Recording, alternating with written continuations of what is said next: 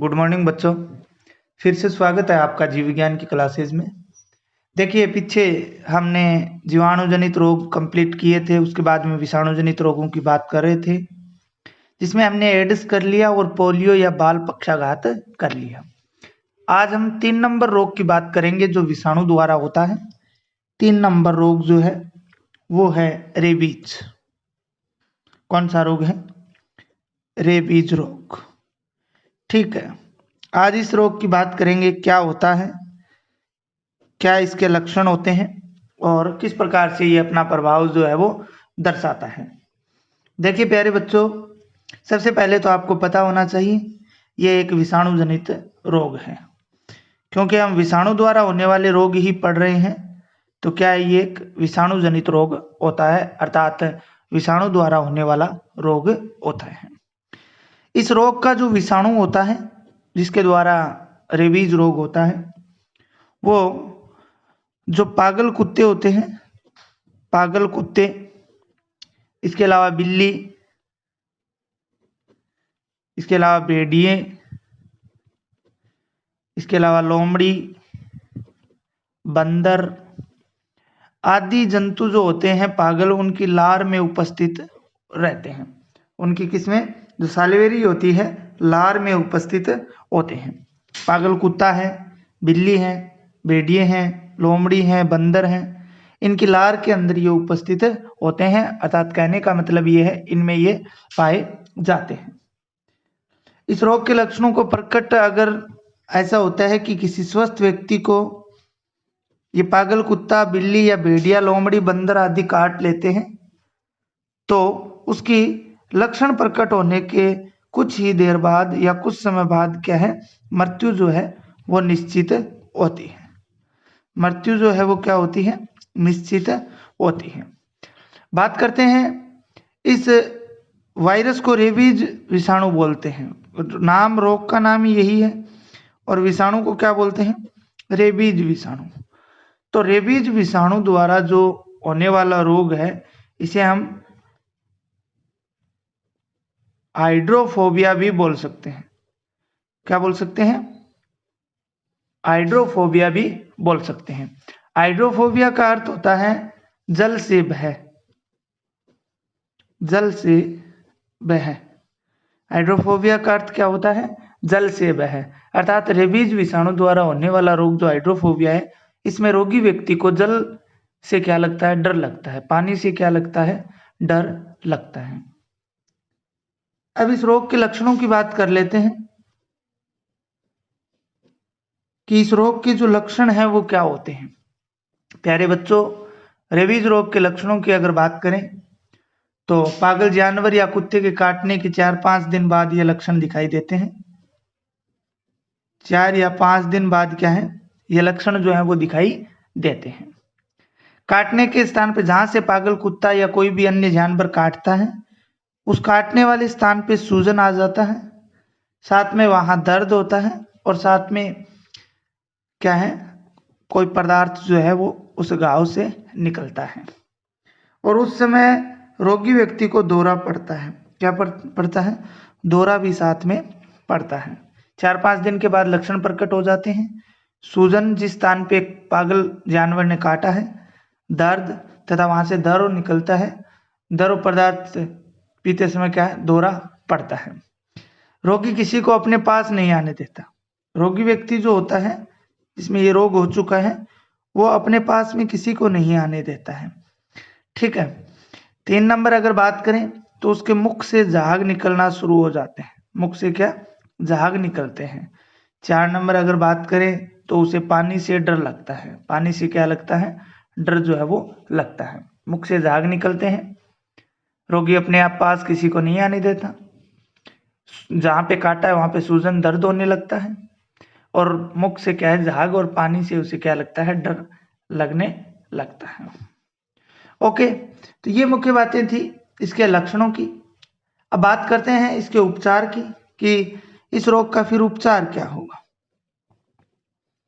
उपचार की बात करते हैं तो प्यारे बच्चों, उपचार के लिए कुत्ते के काटने पर घाव की जो प्रारंभिक मरहम पट्टी के साथ साथ कुत्ते पर 10 दिन तक निगरानी रखनी चाहिए।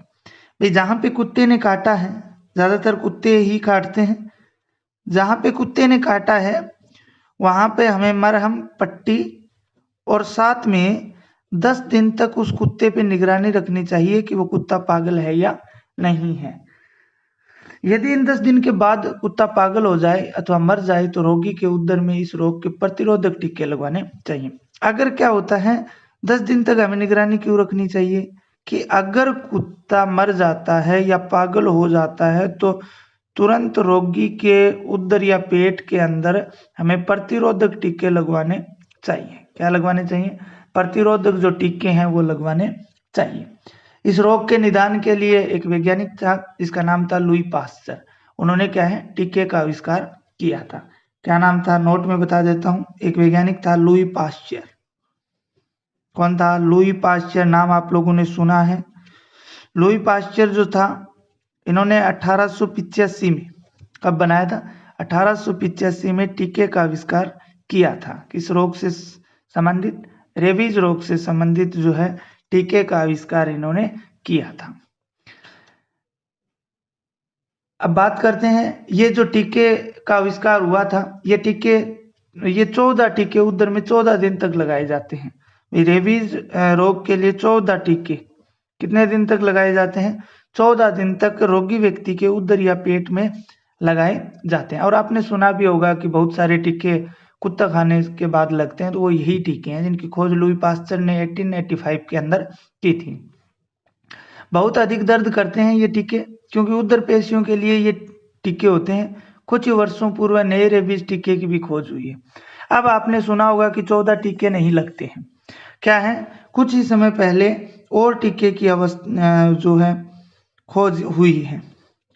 ठीक है। इस टीके के 3 इंजेक्शन के रूप में हाथ पर लगाए जाते हैं। कितने इंजेक्शन? 3 इंजेक्शन जो है वो लगाए जाते हैं। और कहाँ पर लगाए जाते हैं?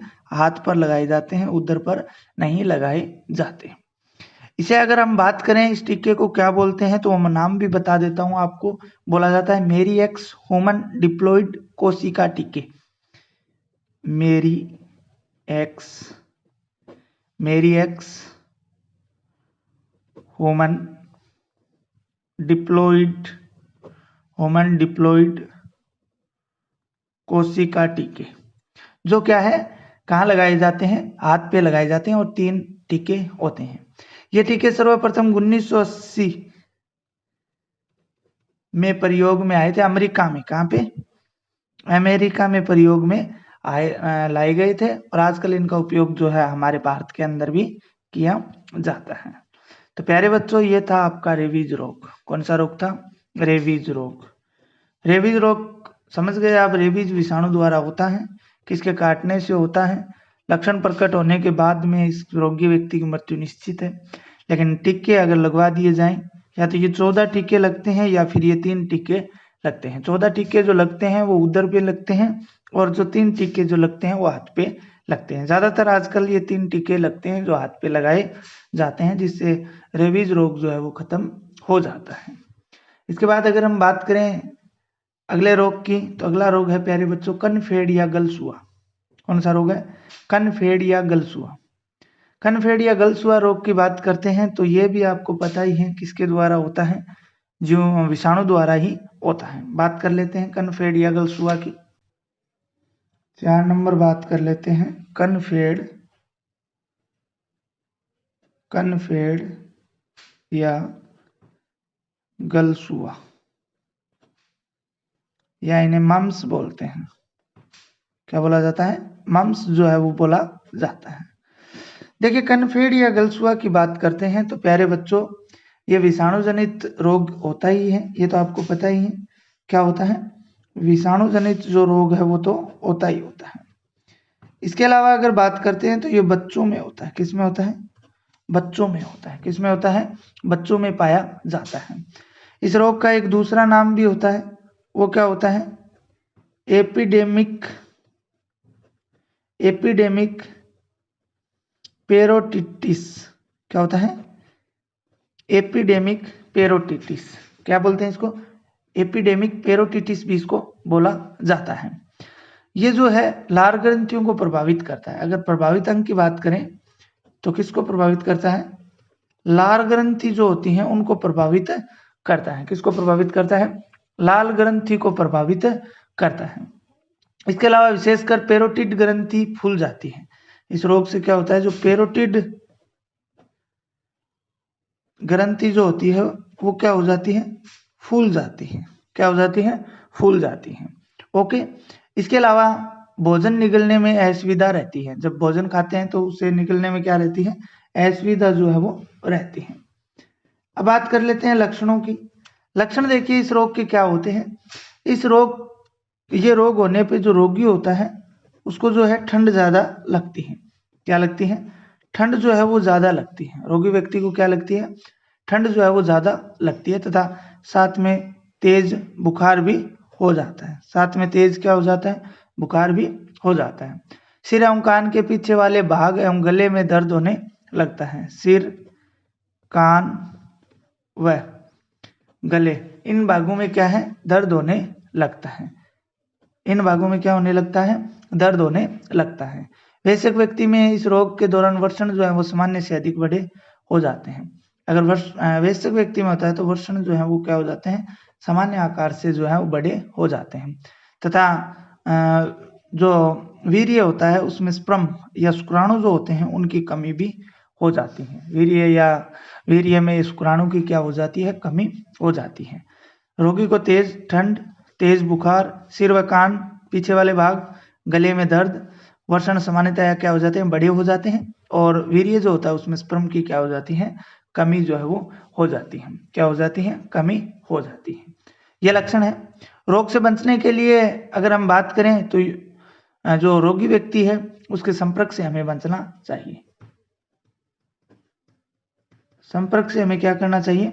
बचना चाहिए। रोगी व्यक्ति के संपर्क में नहीं रहना चाहिए तथा उसके द्वारा उपयोग में लाई गई जो सामग्री है, उपयोग में लाई गई सामग्री जो है उसका भी उपयोग हमें जो है नहीं करना चाहिए। इसके अलावा अगर बात करें तो उपचार के लिए, अगर उपचार की बात करें तो उपचार के लिए गले में सूजन वाले भाग पर ठंडी व गर्म जल की पट्टियां का हमें क्या करना चाहिए? सेक करना चाहिए। साथ में दर्द निवारण के लिए एस्प्रिन की गोली भी लेनी चाहिए। किसकी गोली लेनी चाहिए? एस्प्रिन की जो है वो टेबलेट हमें लेनी चाहिए। तो प्यारे बच्चों, इस प्रकार से 4 रोग हमने विषाणु जनित कर लिए हैं। एड्स, पोलियो, रेबीज और कन्फेड या गलसुआ। कल हम जुकाम की बात करेंगे और पित्त ज्वर की बात करेंगे। आज के लिए इतना ही। धन्यवाद।